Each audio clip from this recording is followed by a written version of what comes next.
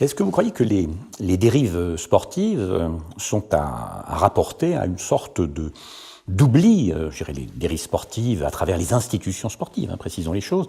Est-ce que ça serait lié à l'oubli, au fond, du jeu dans sa forme première, comme confrontation spontanée, comme rivalité spontanée?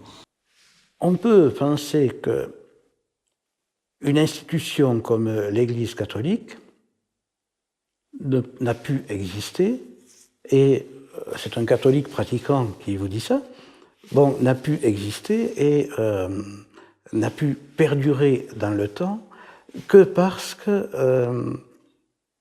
elle a dû faire oublier le message de départ. Bon, et qu'à chaque instant, elle doit faire oublier à chaque croyant la foi qui est débordante.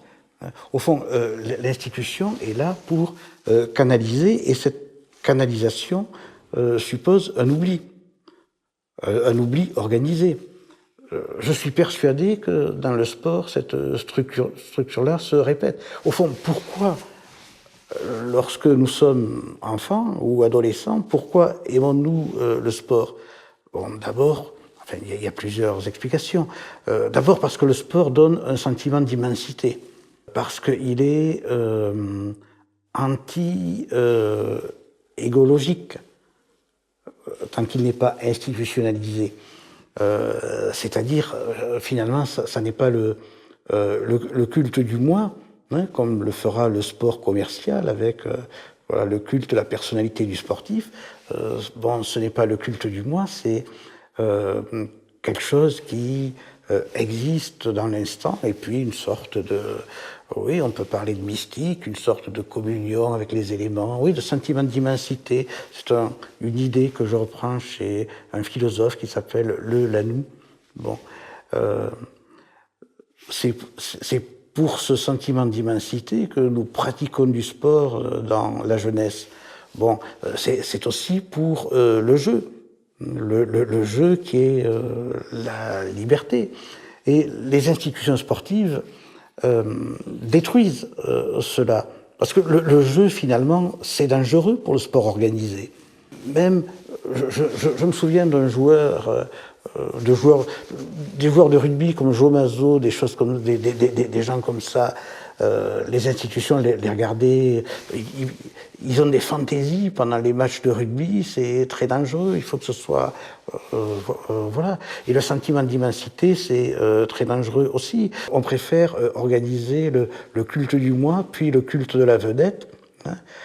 Voilà, vous êtes avant-centre, ça c'est votre poste, mais le jeu, non. Le jeu, vous débordez ce poste-là.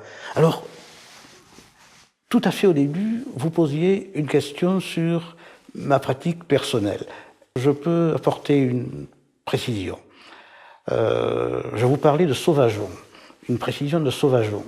Voilà, lorsque j'étais étudiant en philosophie, tous les samedis matins, pendant 3 ans, oui, ça durait 3 ans, je participais à un match de football entre universitaires, étudiants, qui étaient à la fois tout à fait réglés, mais tout à fait institutionnels.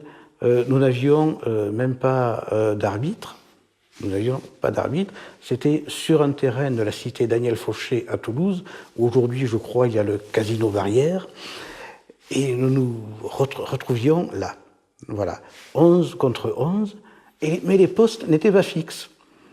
Voilà, on variait, on faisait ça à la fois avec sérieux, mais ce n'était pas le sérieux institutionnel. Je crois que la 3F aurait bien aimé cadrer ça, mettre un nom sur les équipes, mettre un arbitre avec un chronomètre, mais non.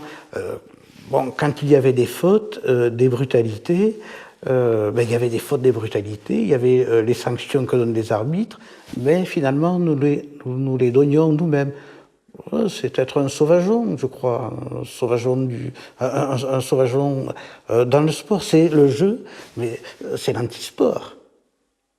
Là, nous sommes dans le jeu anti-sport. L'institution ne peut pas supporter qu'il n'y ait pas d'arbitre, que les équipes ne soient pas déclarées à la 3F.